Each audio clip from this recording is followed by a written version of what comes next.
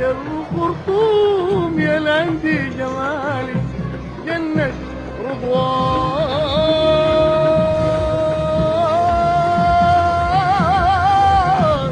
طول عمري ما شفت مثالي، طول عمري ما شفت مثالي في أي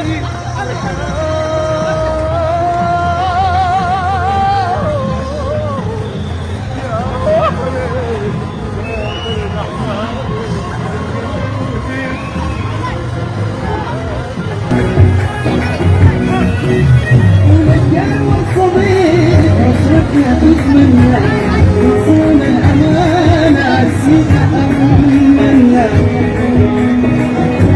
والرجال والصديق أشرفنا تتمنى وصول الأمانة السيدة.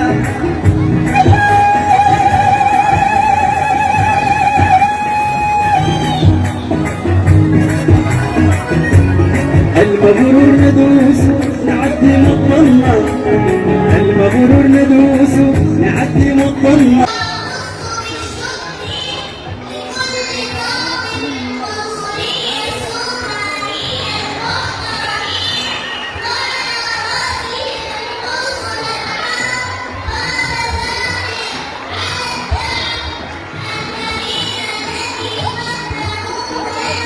يزول يستغير بجاهي المنع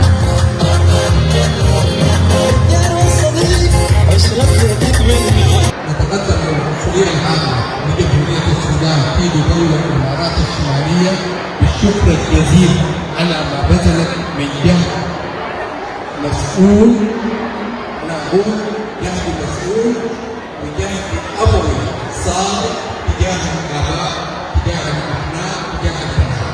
شكرا جزيلا سعادة القنصل، شكرا جزيلا لكل الأخوة في المسؤولية العامة لجمهورية السودان.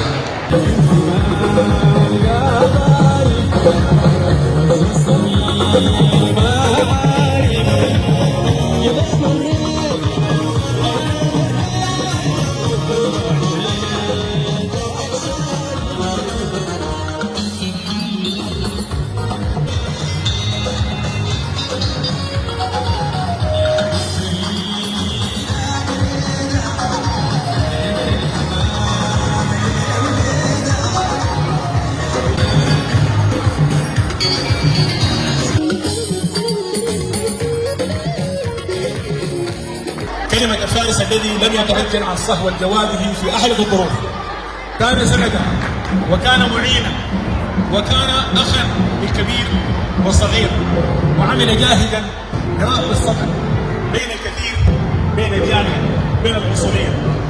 وأنا شخصيا بقيت 28 سنة بالبلد، ما شاهدت احتفالات لطلبة إلا في هذا العهد، في هذا العهد الطيب، عهد السفير زاهر عبد الفاضل عجل، ذلك الرجل الغني عن التعريف الذي تعب كثيرا حتى تصلوا الى هذه المرحله، وحتى يتمكن الطلاب جميعا من الجلوس للامتحانات بدل المال والناس والنفيس، وياتي يوميا بعد العمل العنصريه الى اخر الليل في هذا المركز.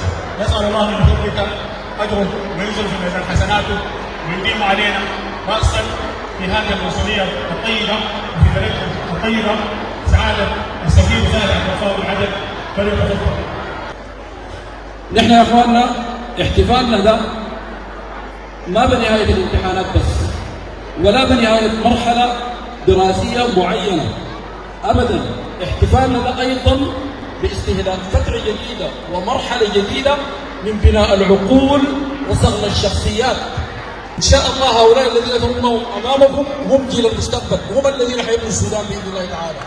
صفقوا لهم، زغرد الامهات لهم، شجعوهم، قولوا لهم ان شاء الله القادم اجمل، قولوا لهم ان شاء الله من زرع حصد ومن كد وجد باذن الله تعالى. ادفعوهم للامام ان شاء الله. هذا هو الزرع للسودان، وهذا هو مستقبل السودان، ونحن وانتم فخورون به.